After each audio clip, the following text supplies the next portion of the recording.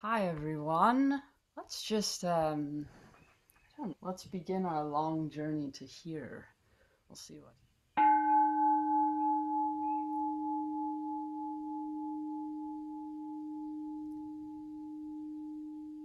this bell itself is from old Japan. I found it quite some time ago.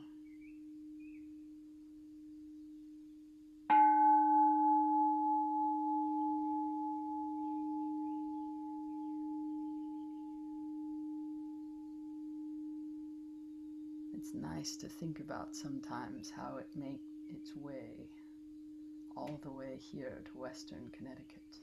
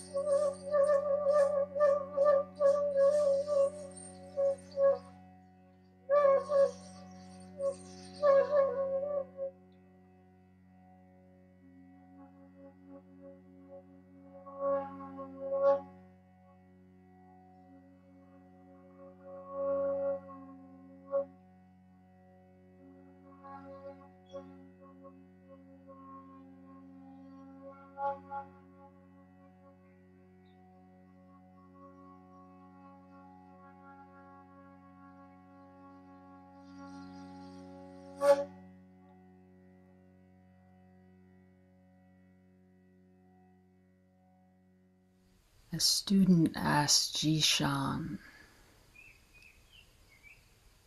"What if you sweep away the dust and see the Buddha?" Jishan said, "You have to wield your sword. If you don't, you'll be like a fisherman stuck in a tangle of reeds, unable to catch a single fish." The student then asked Xishuang, "What if you sweep away the dust and see the Buddha?" Xishuang said, "The Buddha has no country. Where will you meet her?"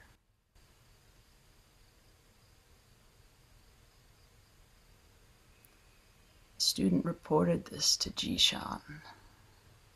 Jishan stepped up to the rostrum and said, "As far as gardening tools go, Xishuang is inferior to me, but for the discourse on the deepest reality, he is 100 steps ahead."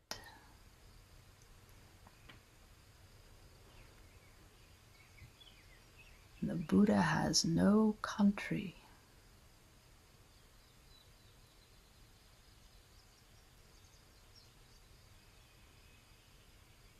Where will you meet her?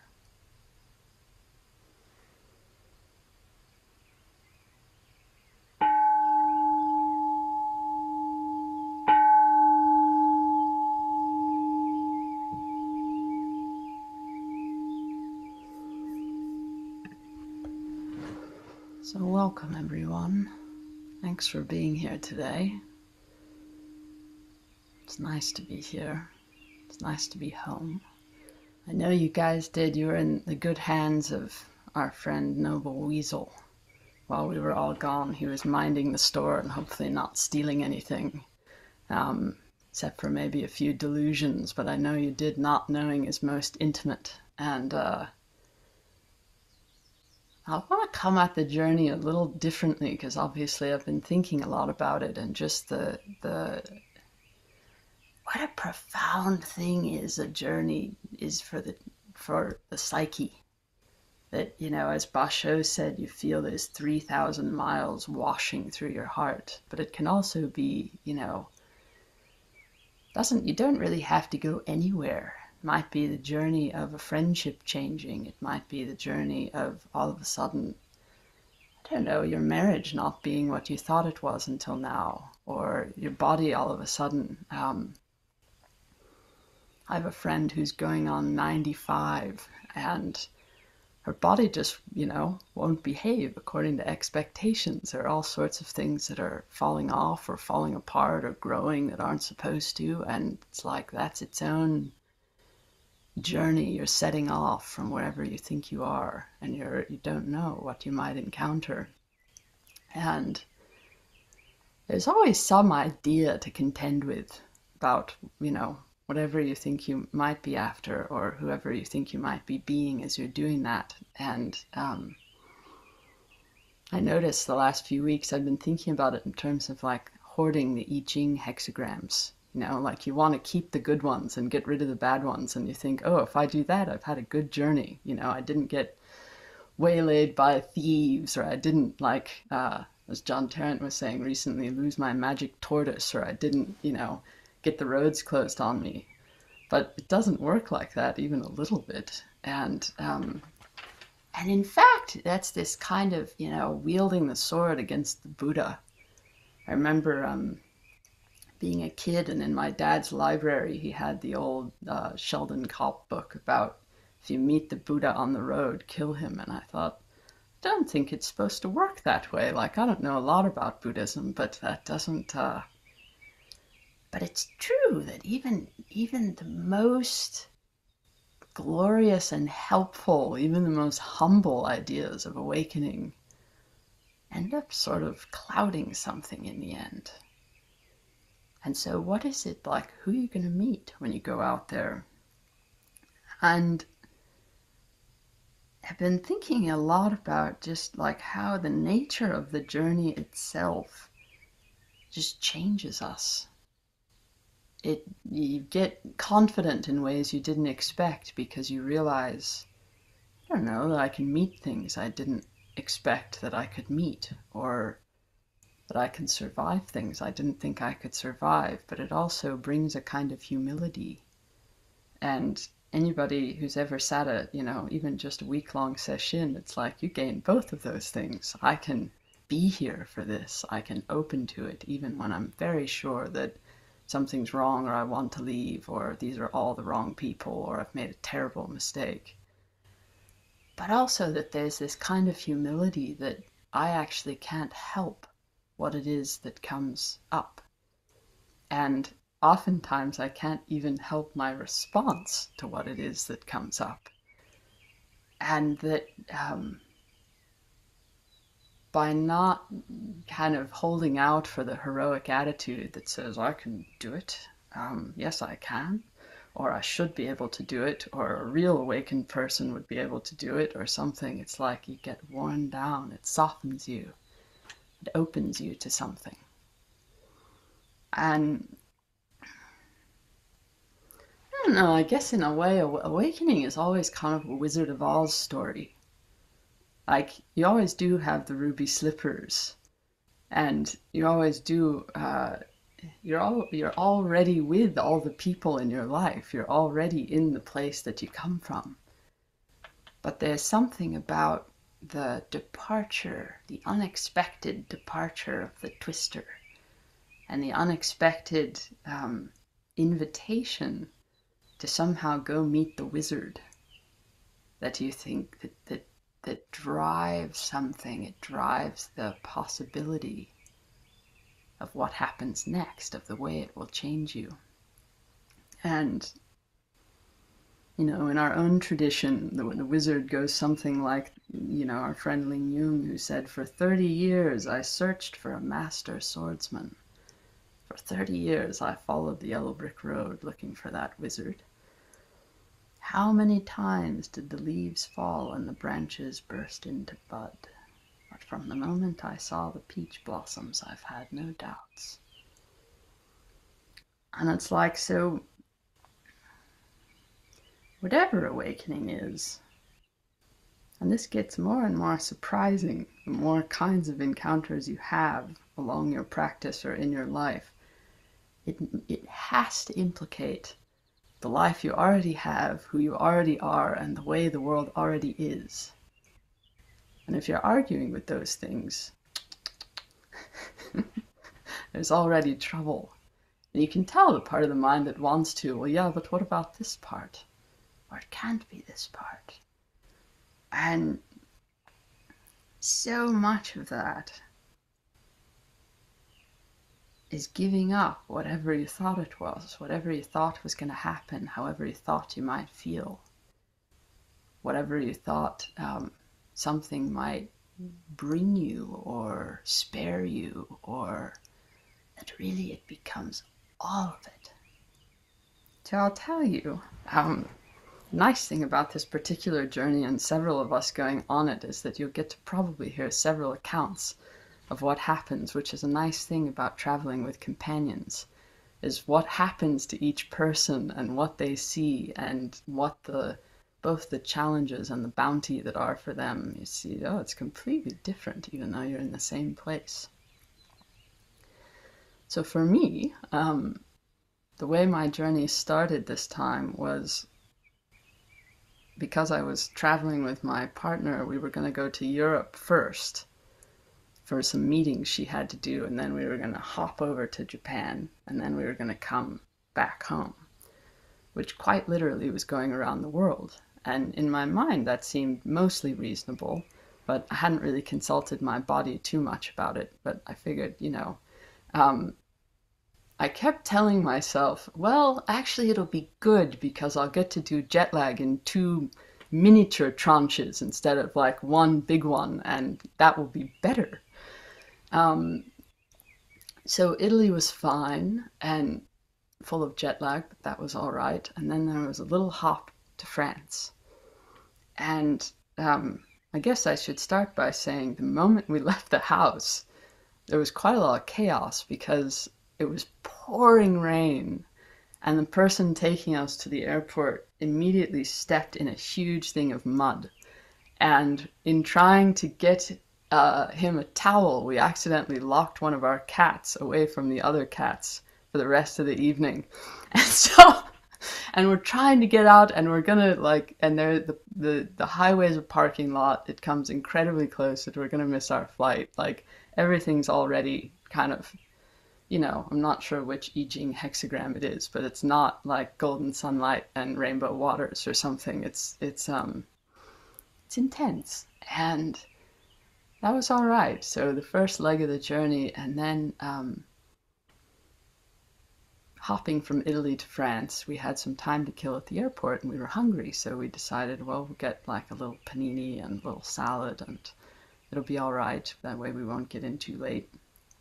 So we get settled in Paris, and I wake up at about 5 a.m. and I can tell like something is not right. But my mind immediately starts to, I don't know, try to assuage my body and say, well, you probably just took your supplements on an empty stomach before bed. It's probably because you took zinc and you don't usually, and you're a little nauseous. And within about 10 minutes, and I'll spare you any of the gory details, I realized it was probably much more serious than that. And I realized I was in for like violent food poisoning. And we were supposed to leave about 10 hours from then to go to Japan. And my partner wakes up and pretty soon realizes, yes, we both have food poisoning, and this is not a good situation.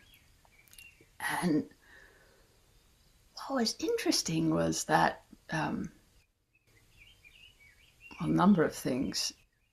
One, it quickly became evident I wasn't even going to be able to walk for the day. I was so sick and my blood pressure plunged so fast that I was crawling around our room trying to sort of sort out like, what now? What should, what does one do in this situation? And there was a little phone by our bed because we thought we probably should see a doctor, but we couldn't get it to work. And our brains were so clouded at that point that, and I was so exhausted from whatever was happening that I'd like press buttons and then have to take a break and lie back down on the bed. And this took probably a good hour to figure out there was another phone, but that we had to crawl to somehow try to get a doctor. And it was very interesting to see, well, what the mind immediately wants to say is, this can't be happening. Like, this isn't going to work with what else I've got going on. I'm supposed to be on a plane, and there's a lot of things planned, and I don't even know what to do. And so we were able to get ourselves a doctor. And when I opened the door to this guy, he looked so much like the comedian Bill Nye that I thought I was hallucinating. And so I had this moment where I just thought, what is actually happening here? Like, who's at my door? What's going on? And he was incredibly sweet and let us in, took care of us. And in theory, we were supposed to get better, but that didn't happen. And so we pretty much stayed there for the next 3 days. And at a certain point, I had to call American Express to try to change our arrangements. And the interesting thing was how I couldn't marshal my mind to work. And I also, every possible option seemed like a bad option. Like I didn't want any of them. And I think there's this interesting thing, I notice this sometimes in my mind with what we study, that, oh, if I can just tune into the Tao, like a good answer will appear, something pleasing or something helpful or something will appear.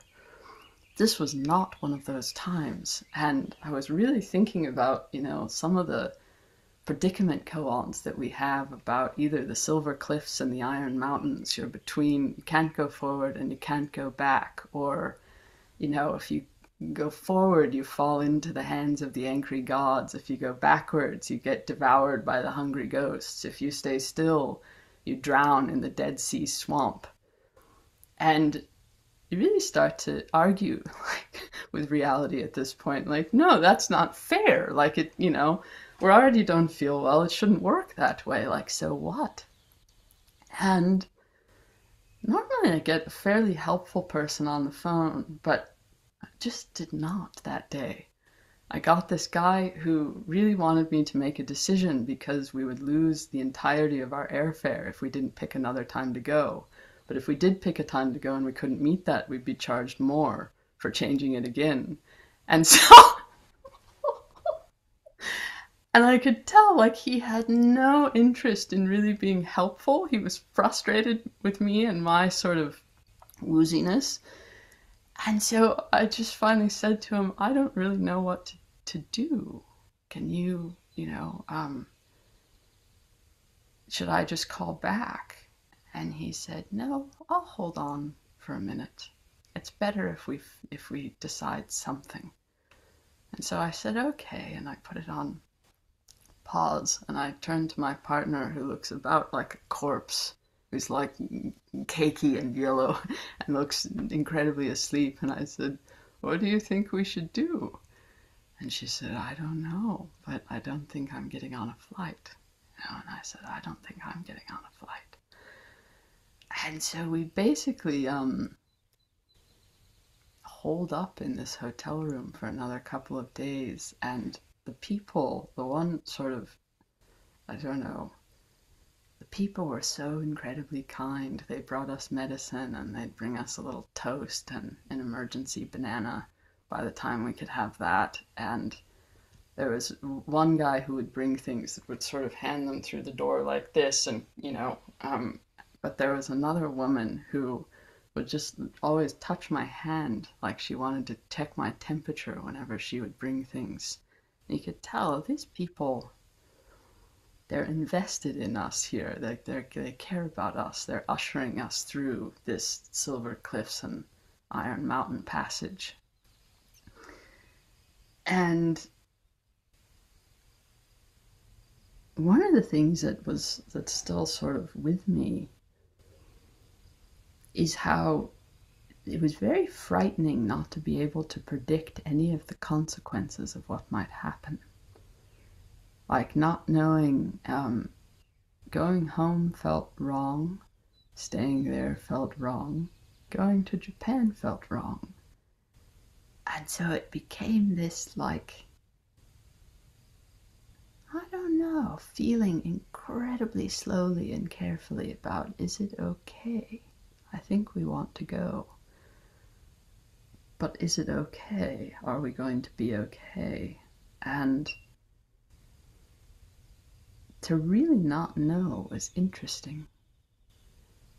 And there was a kind of, I think that's the humility piece of, I'm sort of have to be respectful of and have a kind of allegiance to whatever great forces are happening right now. And this again can be true of anything. Suddenly someone calls you and, I don't know, something needs your attention, something's wrong. Suddenly you wake up and you have a feeling you haven't had before about your life. Like whatever it is, that there's an autonomy to what's pushing into you and asking things of you, but at the same time, there's a kind of respect for it, that you can't outsmart it, and you can't push past it, and you can't make decisions about it. You just have to feel very, very, very carefully. And in a way, rely on the mercy of the world to carry you along.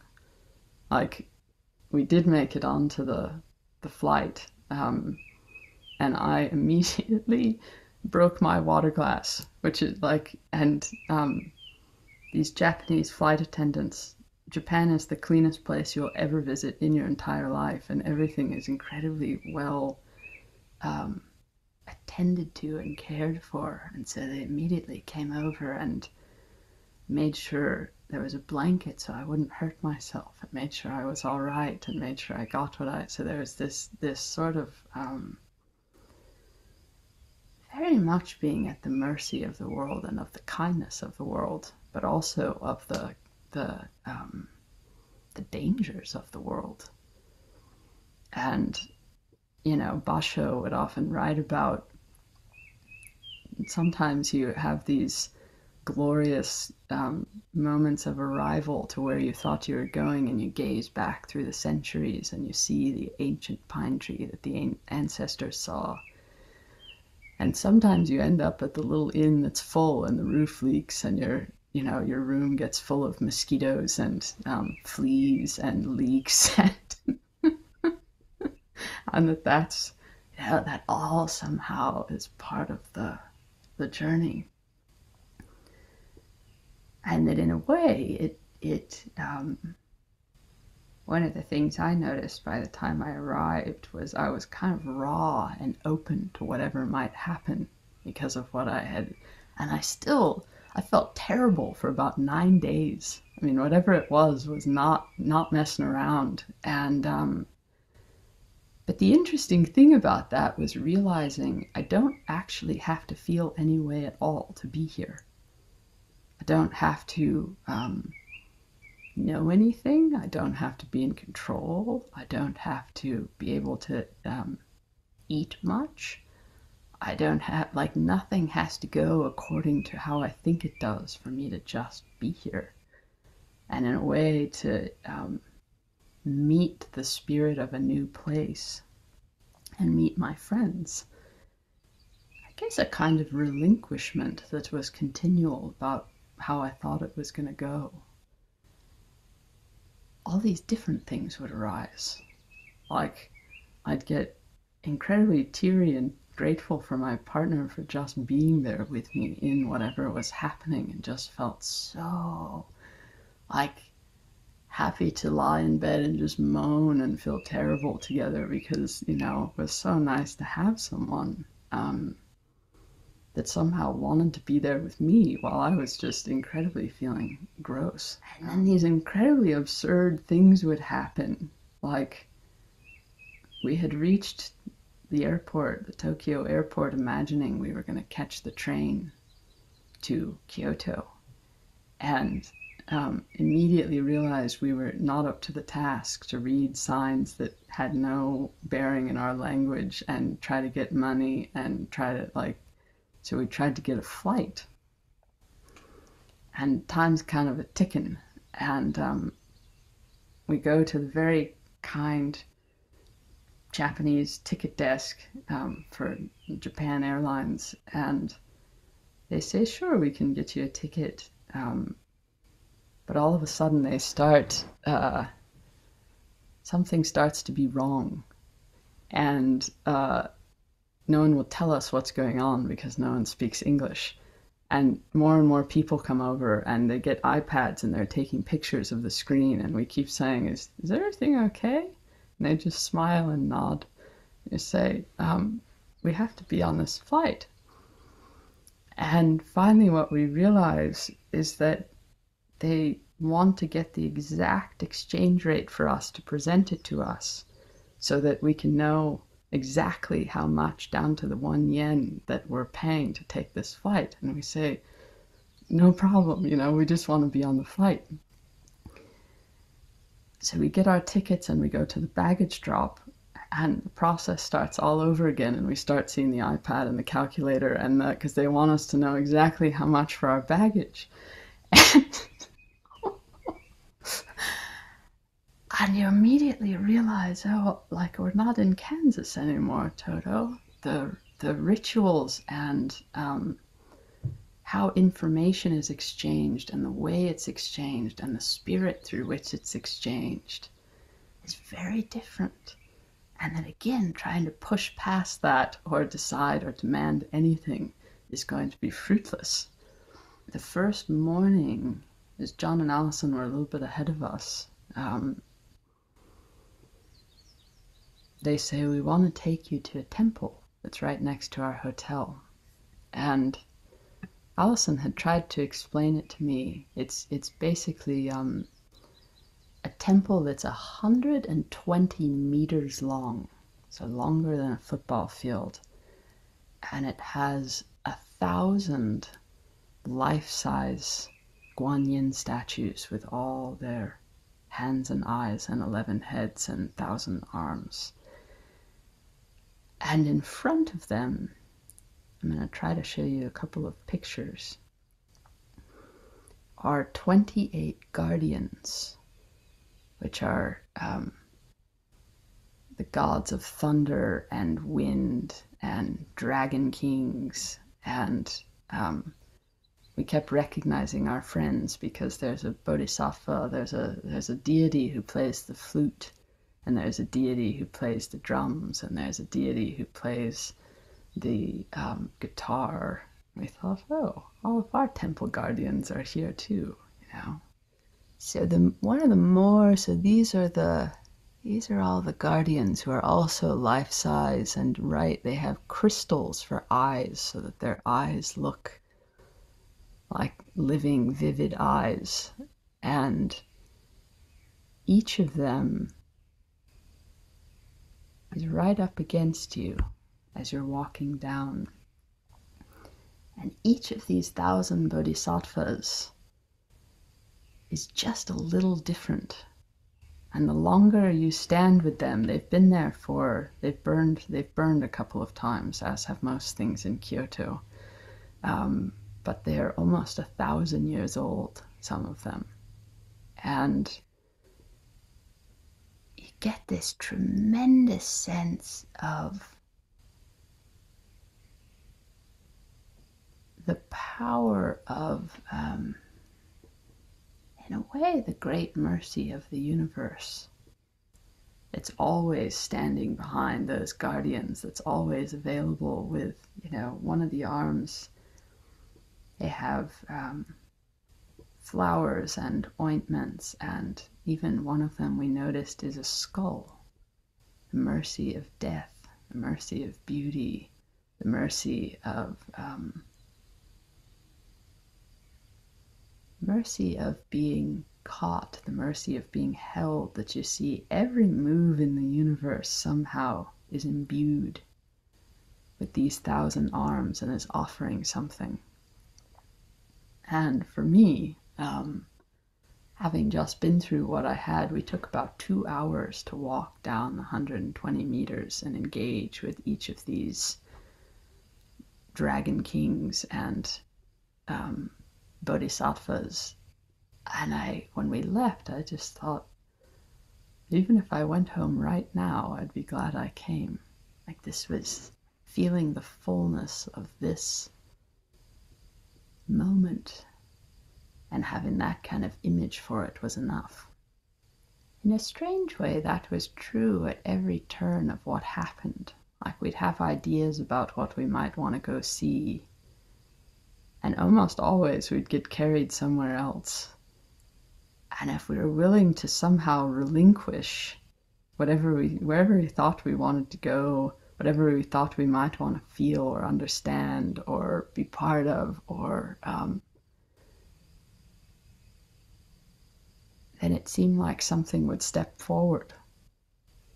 Like, one of the most incredible things I thought I saw was a couple of us were walking toward, there's this old Shinto shrine that has, I don't know, thousands of gates, blessing gates. And they're orange, you've probably seen pictures of it, and it has hundreds of foxes that guard the grain and the gates. And the only trouble is it's completely packed with tourists unless you go up about 500 steps up into which is true of a lot of places. But on the way there, we happened to see a little school bus pull up, and 3 little boys who were probably only 3 or 4 years old all bowed in unison to the school bus master. And it was, I think, one of the cutest things I've ever seen in my entire life, and also so rich in everything you feel about the Japanese culture. It so much is oriented around respect and a very careful attention.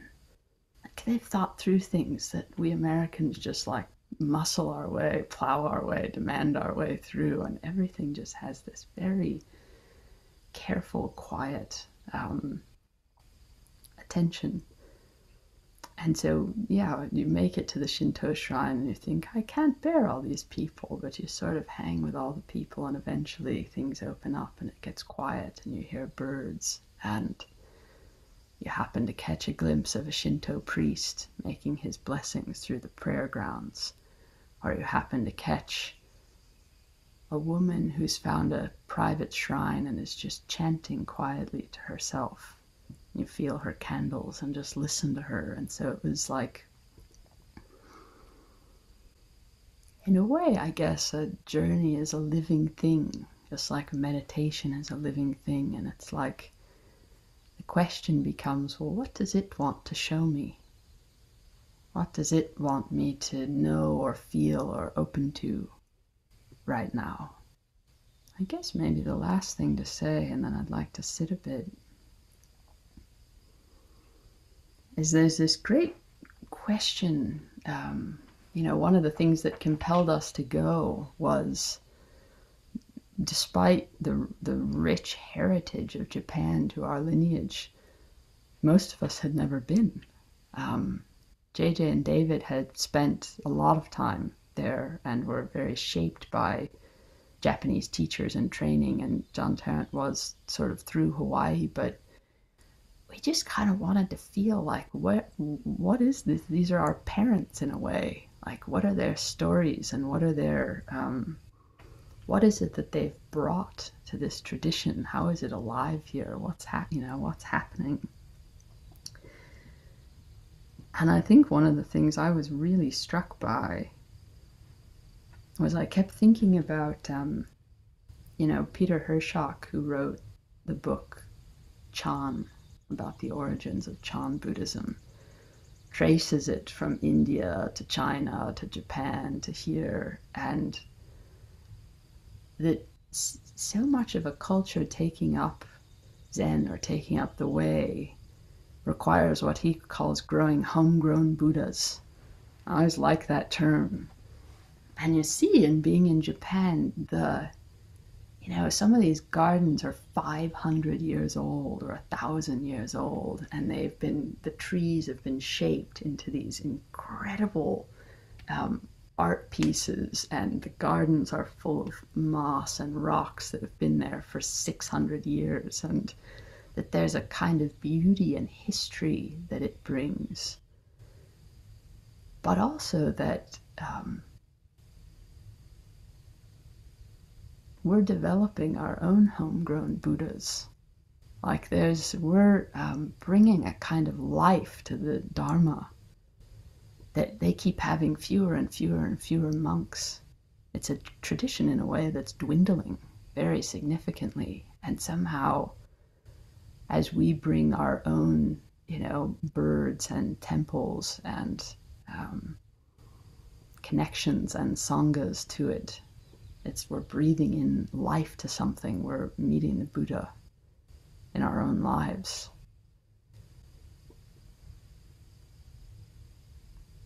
Yeah, maybe let's just stop there for a minute, and I'm going to give us some bells. Let's sit, feel the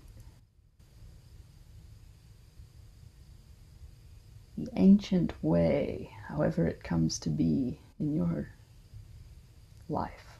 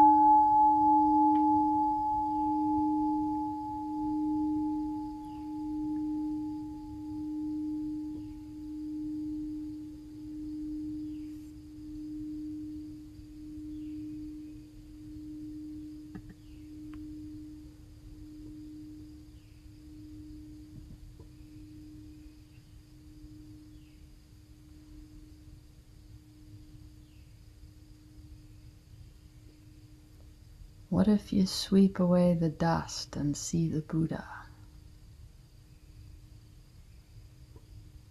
You have to wield your sword.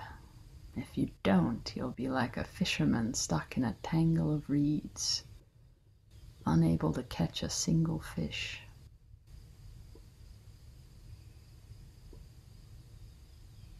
What if you sweep away the dust and see the Buddha? The Buddha has no country.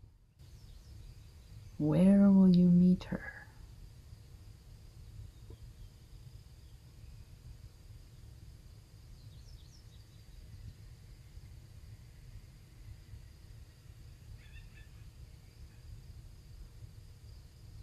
You meet her in the hotel room, in the throngs of tourists, in the impossible conversation.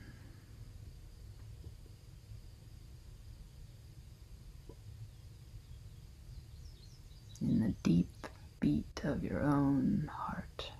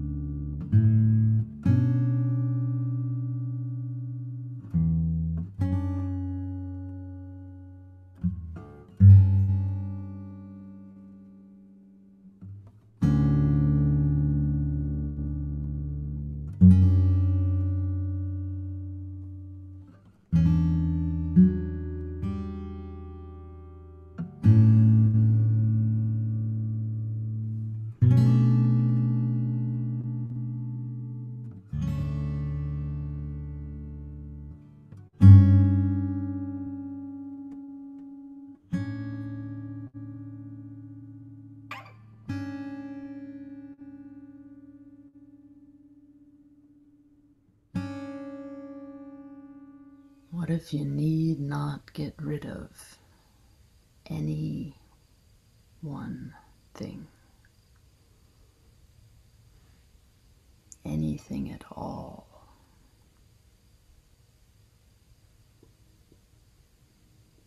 Where will you meet the Buddha then?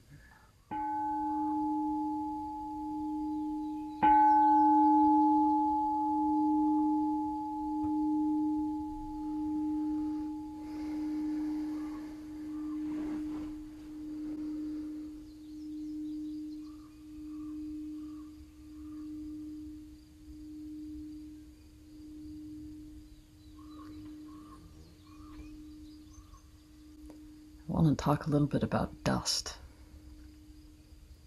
That's something that really caught my attention with this koan about, what if I can finally get my mind clear enough that I get to the right, my idea of whatever this is, and how, the dust is kind of the thing. First off, I'm going to read you a little poem called Dust. It covers everything, fine powder, the earth's golden breath falling softly on the dark wood dresser, blue ceramic bowls, picture frames on the wall.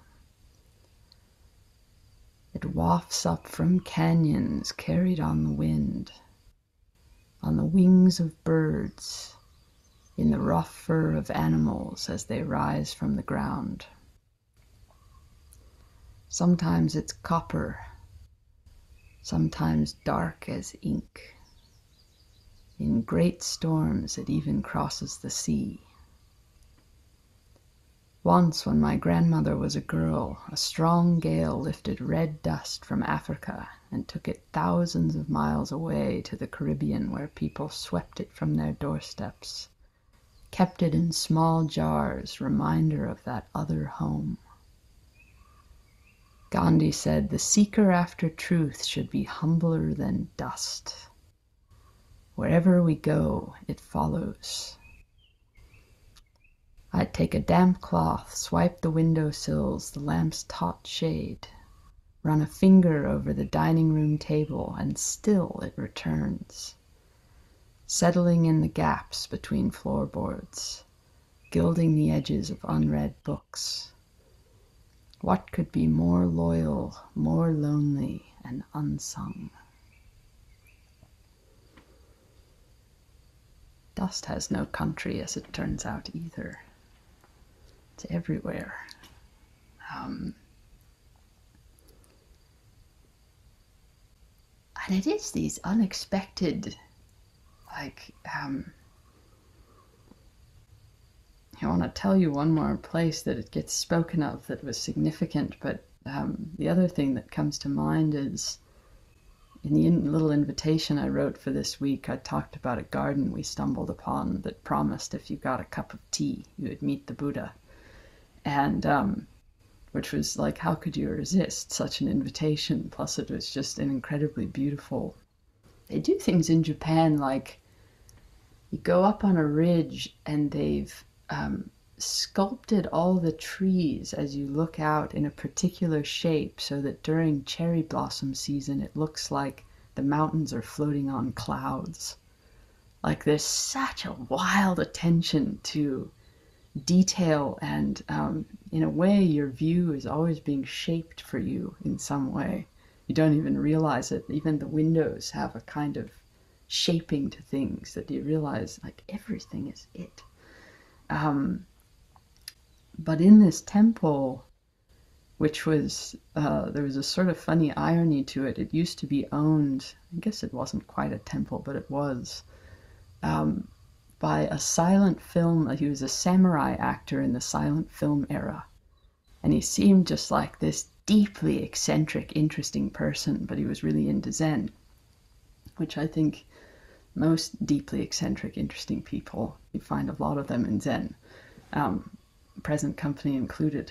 And there was a woman who kept his temple for a long time, and they happened to have little desks set up where people still are studying. And I went in and I happened to glance down to see what it was that they were studying as part of the Dharma. And the two translations that were sitting on their desk, one was a Pueblo poem. So, our own kind of what comes from our land as a kind of Dharma that was about today is a good day to die. And it's a beautiful poem, actually. And then the second thing was Mother Nature's Son by John Lennon and Paul McCartney. This is what they were, earnestly studying as the Dharma. And you read it and you kind of go, it's true. Born a poor young country boy, Mother Nature's son. All day long I'm sitting singing songs for everyone. Sit beside a mountain stream, see her waters rise. Listen to the pretty sound of music as she flies. Find me in my field of grass, Mother Nature's son. Swaying daisies sing a lazy song beneath the sun, Mother Nature's son. I think, yeah, we've got some Dharma over here now. We've in all of our dust. And the last thing is, so we met a number of translators while we were over there, most of whom either have been or are going to be on JJ's Luminary series. And those are tales by themselves, but the third one was a guy named Norman Waddell, who's done a lot of Hakuin translations, and he's like in his 80s now. And I guess when JJ first started talking to him, he said, it's been so long since I've spoken English, I've forgotten how. And so he's been in Japan since 1960. And which was sort of remarkable by itself, but he was very much someone who you can tell, like, he just kind of got carried by the Tao over there. Someone in his very early life handed him a copy of an R.H. Blythe poetry book, and he just absolutely fell in love with it and started following all these threads of translation, because he had studied Japanese for such a long time. And we were trying to ask him all these earnest questions about translating Hakuin, hoping to learn something. And he said, yeah, he's one of the people I've translated. But he said the thing about it was when he first started learning to translate and he was trying to do it so earnestly to get to the Dharma points, he took it to what he called his Japanese father and handed him the passage, and the man just started to laugh and said, Hakuin's funny. And Norman could tell he wasn't getting to what Hakuin meant yet, and so he thought, I want to be able to translate that. Whatever it is that's making someone laugh, I want to get to that. And so he really has a deep felt sense for scholarship and trying to, almost in like a koan way, take in and try to really see what is it that's living here. But the person that he's loved translating the most, we don't always talk about too much, but he lived right around the same time as Hakuin, which was this very prolific, alive time in Kyoto, where there were artists and seekers and philosophers, and everybody was sort of tangled up together, and Hakuin was sort of reviving Zen and telling everyone, they were licking up old fox slobber and weren't living the real Dharma. And so this guy, his name is Bai Zhao, was part of that. And he was a monk.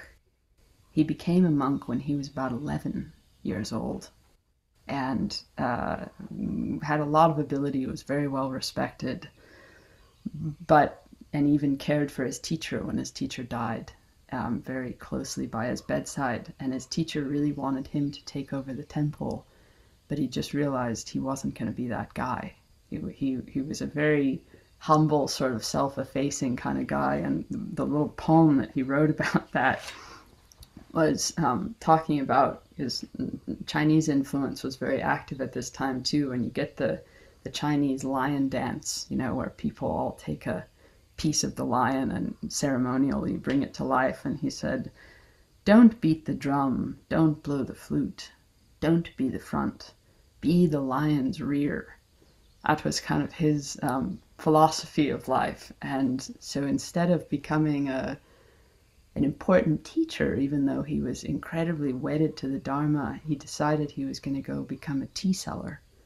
And he took a name, as Baizao means old tea seller.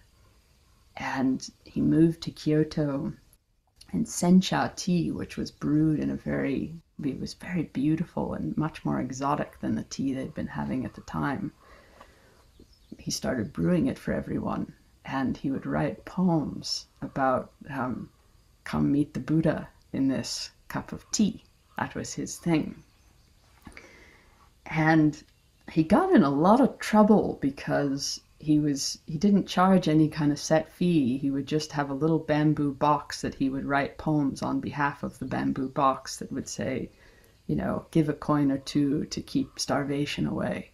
And he just would rely on people, but he was still living by the standards of the time, a worldly life, and so he could get in big trouble for this. And he wrote this amazing passage which basically said, it's very much our way of holding the precepts, that you can be in the world and have a completely pure mind and pure exchange where there's no giving and no receiving and no having and no losing. Or you can be like what he saw as many of the monks at the time, where you're buying and selling virtue and, I don't know, sort of getting by manipulation or by promising salvation and he kind of said, I think I'm doing my best to live in accord with the Dharma in all this dust, all this tea dust. And so I'm going to read you just a couple of his little poems,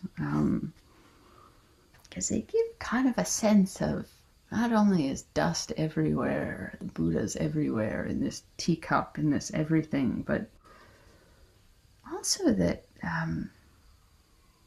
no particular kind of life is required to realize awakening. So this is brewing tea on a visit to Tofukaji, which is one of the Zen temples very close to all the bodhisattvas. Pine trees rise through cloud, soar up into the blue skies. Bush clover spangled with dewdrops sways in the autumn breeze. As I dip cold, pure water at the edge of the stream, a solitary white crane comes lolloping my way. And he says about his tea selling, I moved this morning to the center of town, waist deep in worldly dust, but free of worldly ties. I wash my robe and bowl in the Kamo's pure stream, the moon a perfect disk rippling its watery mind. You could tell this guy was legit. And he spawned a whole movement of people taking up names like old potmaker or old grass weaver, or like just this sort of ordinary existence was his gift. Making the busy streets my home, right down in the heart of things. Only one friend shares my poverty, this single scrawny wooden staff. Having learned the ways of silence within the noise of urban life, I take life as it comes to me, and everywhere I am is true. The last one says, this rootless shifting east and west, I can't suppress a smile myself. But how else can I make the whole world my home? If any of my old friends come around asking, say I'm down at the river by the second Fushimi Bridge. So on Norman's behalf, I say this is called Baizao. There's lots of good stuff in it. Baizao by Norman Waddell, the old tea seller. And so let's see. Jordan, you went to Japan recently. You have anything you want to say?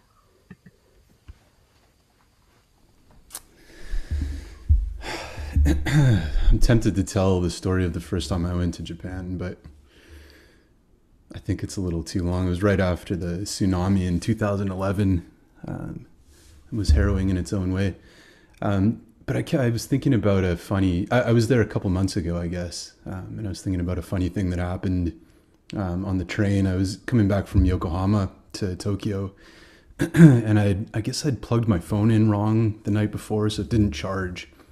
But before I left where I was staying, I went on Google Maps and figured out the train route. It wasn't that complicated. A couple transfers, and I was at a little station just outside of Chinatown in Yokohama. And I thought, I got this. So I headed out without any way of communication or no internet, and got on the train. And a couple stations in, I started thinking, I should maybe just double check with somebody that I'm going the right way here. So I just sort of tapped this guy on the shoulder next to me, and I said, "Kono densha wa ebisu ikimasu ka?" As clearly as I could. And he looks at me and he goes, "Oh no." I thought, uh-oh.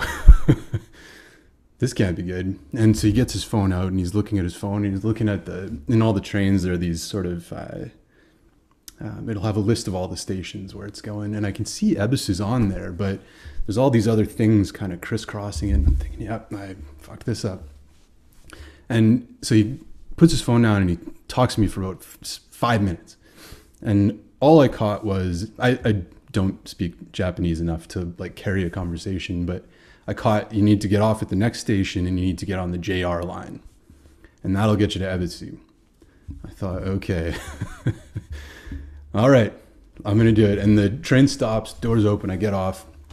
I'm standing there and there's like, practically the population of my country is in this one train station where I'm standing. I'm thinking, oh my God.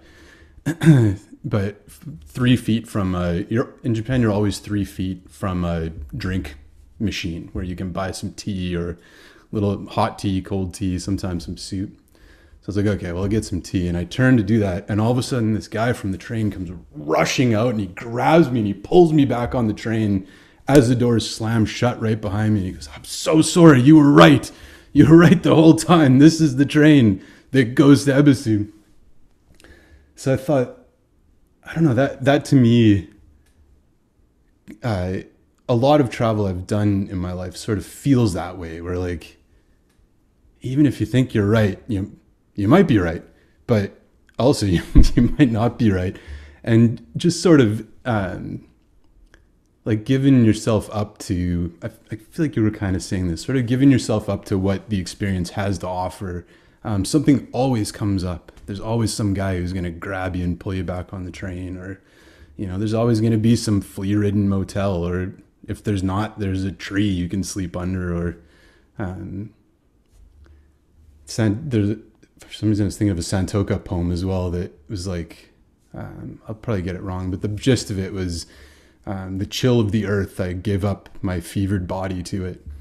And sometimes it's that. It's like, maybe it's just there's a piece of ground to lay on that, there's always something comes up. Everywhere I've been in the world, something always just comes up to meet you. Spoken like a true man of the road. That's true. And it one of the things I noticed, it sounds like you did as well, because the nature of the language is so different, you actually have no means by which to orient in any way anywhere you are. You can't catch roots of words, you can't catch letters, you can't catch anything.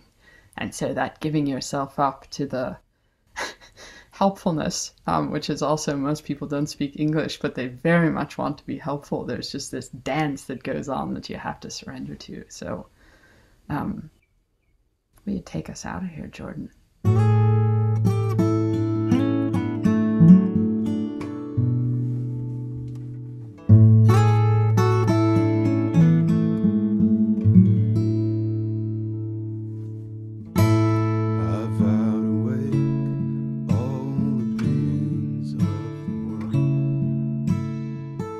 I've